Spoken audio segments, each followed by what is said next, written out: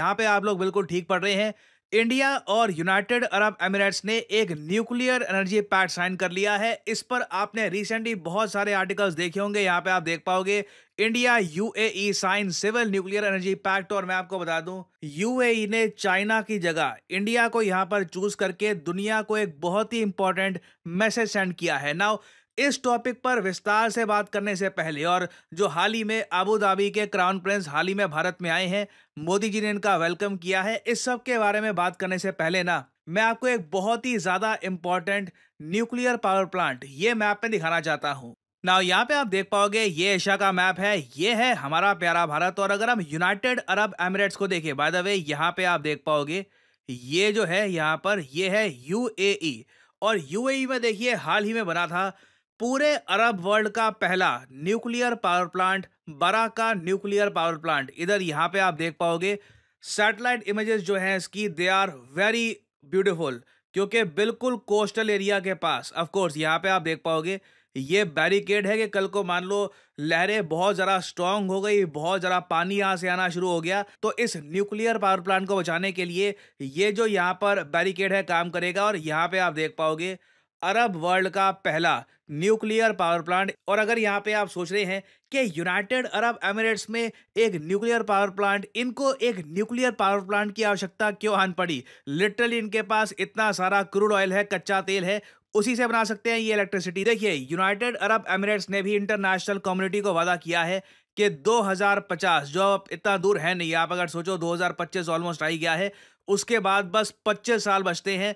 25 सालों के अंदर अंदर यूएई को भी एक net zero carbon emission country बनना है। ये भी वादा कर चुके हैं कि क्लाइमेट चेंज से लड़ने के लिए ये भी अपना योगदान देंगे। तो ऑब्वियसली इनको भी धीरे धीरे न्यूक्लियर, विंड, जो और सोर्सेज हैं एनर्जी के, वहां पर फोकस करना होगा। तो इसलिए यूएई ने पूरे अरब वर्ल्ड का, ना जब मैं अरब वर्ल्ड कहता हूं तो यहाँ पर सऊदी अरेबिया, यमन, कतर, इन सब कंट्रीज का यहाँ पे हम मेंशन कर रहे हैं, पूरे अरब वर्ल्ड का पहला न्यूक्लियर पावर प्लांट यहाँ पर बिल्ड कर दिया है। और जब ये पावर प्लांट ऑपरेशनल हुआ था रिसेंटली, तो कतर ने बहुत ज्यादा आपत्ति जताई थी। कतर ने कहा था कि देखिए ये जो न्यूक्लियर प्लांट है, इससे पूरे गल्फ रीजन की स्टेबिलिटी, एनवायरनमेंट को एक बहुत ही बड़ा खतरा आ जाएगा। क्योंकि देखो पहली बात, नंबर वन, कतर काफी जेलस फील कर रहा है कि अरब वर्ल्ड का जो पहला न्यूक्लियर प्लांट है ये कतर में नहीं बना, ये बन गया है यूएई में। दूसरी बात यह है कि मान लो कल को इस न्यूक्लियर प्लांट में कुछ अनहोनी हो जाती है, कुछ प्रॉब्लम आ जाती है, तो उस केस में जो कंटामिनेशन होगी ये कतर को ज़रा हिट करेगी। क्योंकि यहाँ पे आप देख पाओगे ये प्लांट कतर के बहुत ही ज़्यादा करीब आपको मिलेगा। अब देखिए यूएई एक बहुत ही बड़ा न्यूक्लियर पावर प्लांट बना के तो बैठ गया है। और इंटरेस्टिंग बात आपको बताऊं, यूएई की जो 25% इलेक्ट्रिसिटी की नीड्स हैं ये इसी पावर प्लांट से कंप्लीट हो जाएगी। तो यूएई अपनी तरफ से एक बहुत ही बड़ा प्लांट बनाकर बैठ गया है, मगर इसकी ऑपरेशनल एक्टिविटीज, इसकी मेंटेनेंस, इसके लिए यूएई को चाहिए एक बहुत ही इंपॉर्टेंट रिलायबल पार्टनर। क्योंकि ऑब्वियसली कल को आपको अगर एक न्यूक्लियर प्लांट चलाना है तो आपको यूरेनियम भी चाहिए होगा, आपको रिफाइंड यूरेनियम फ्यूल चाहिए होगा, वो सब कहाँ से आएगा। और याद रखिएगा आज के समय जो रशियन न्यूक्लियर फ्यूल है उस पर बैन लगा चुका है यूएस, और यूरोप के कई कंट्रीज बैन लगा चुके हैं।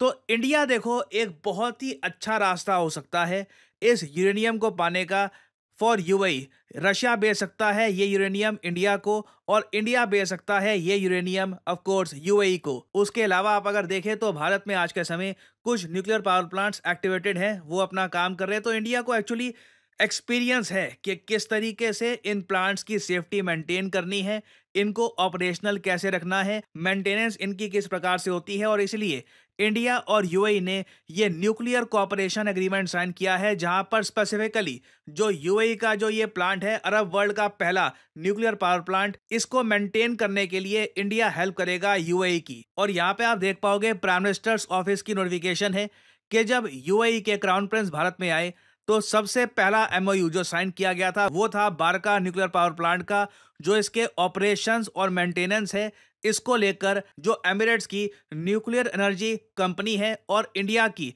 एनपीसीआईएल है, nuclear power corporation of India limited, ये दोनों मिलकर काम करेंगे। इससे देखिए इंडिया का स्टैचर दुनिया में बहुत ज़्यादा बढ़ता है कि जब अरब वर्ल्ड में पहला न्यूक्लियर पावर प्लांट बना तो उसकी ऑपरेशनल एक्टिविटी और मेंटेनेंस के लिए यूएई चाइना के पास नहीं गया, ऑस्ट्रेलिया के पास नहीं गया, जापान के पास नहीं गया, ये सीधा गए हैं इंडिया के पास और इंडिया से हेल्प मांगी है कि हमें बताइए कि किस तरीके से ये न्यूक्लियर प्लांट हम ऑपरेशनल रखें। उसके अलावा देखिए एक एग्रीमेंट साइन किया गया है लॉन्ग टर्म एलएनजी सप्लाई के लिए between Abu Dhabi national oil company and Indian oil corporation limited. Now ये एनर्जी सप्लाई कितनी क्वांटिटी की होगी, रेट क्या होगा, यह भी तय नहीं किया गया, बट लंबे समय तक इंडिया का प्लान है, कई दशकों तक हम एलएनजी परचेज करते रहेंगे फ्रॉम अबू धाबी। और अबू धाबी देखिए इंडिया के लिए स्पेशल इसलिए भी है क्योंकि रिसेंटली आपको याद होगा कि आईआईटी दिल्ली का जो पहला फॉरेन कैंपस ओपन किया गया है, ये यूएई की राजधानी अबू धाबी में ही किया गया था। और इसकी जो वीडियो है ये काफी वायरल हुई थी। यहाँ पे आप देख पाओगे ये वीडियो, ये एक्चुअली वीडियो अपलोड करी थी आनंद महिंद्रा साहब ने, बाद में इसको रीट्वीट किया है आईआईटी दिल्ली के ट्विटर हैंडल ने। और ये आप देख पाओगे यहाँ पर, ये है आईआईटी दिल्ली का कैंपस इन अबू धाबी। हिस्टोरिकल वीडियो है, पहली बार है अपने आप में कि इंडियन जो एजुकेशन है, जो हमारा एजुकेशन सिस्टम है, ये हम एक्सपोर्ट कर रहे हैं to a truly developed place. Abu Dhabi एक बहुत ही डेवलप्ड एरिया है, दुनिया भर से एक्सपर्ट्स यहाँ पे आते हैं। तो एक तरीके से आप अगर देखें ना, तो यूएई और इंडिया के रिलेशंस अपनी पीक पे हैं। जब यूएई पावर प्लांट बनाता है तो ये इनवाइट करते हैं इंडियंस को कि आइए बताइए हमको कैसे इसको करें ऑपरेशनल। दोनों कंट्रीज के बीच में एक free trade agreement already sign हो चुका है। और अभी जो अबू धाबी के यहाँ पर क्राउन प्रिंस आए हैं, तो आईमैक कॉरिडोर की भी यहाँ पर बात करी गई है कि आईमैक कॉरिडोर को किस तरीके से हम ऑपरेशनल बनाएं, क्योंकि याद रखिएगा जो आईमैक कॉरिडोर है वहां पर इंडिया सीधा अगर यूरोप से जुड़ता है तो उसमें अबू धाबी का क्रिटिकल रोल रहने वाला है। ना फाइनली यहाँ पे मैं आपसे एक सवाल पूछूंगा, आपको यहाँ पर यह बताना है कि हाल ही में वो कौन सा देश है जिसने ओपनली ये कहा है, जिसके प्रेसिडेंट ने ओपनली ये कहा है कि एक इस्लामिक अलायंस बनाना होगा अगेंस्ट इजराइल। ये है यहाँ पे आपकी ऑप्शन। यहाँ पे आप देख पाओगे ऐसे बहुत सारे आर्टिकल पब्लिश हुए थे कि इस कंट्री ने ओपनली कॉल दी है कि इजराइल का जो विस्तारवाद है, एक्सपेंशनिज्म है, लगातार बढ़ता जा रहा है, तो उसको रोकने के लिए एक इस्लामिक अलायंस की आवश्यकता है। बताइए किस कंट्री ने ये कॉल दी है?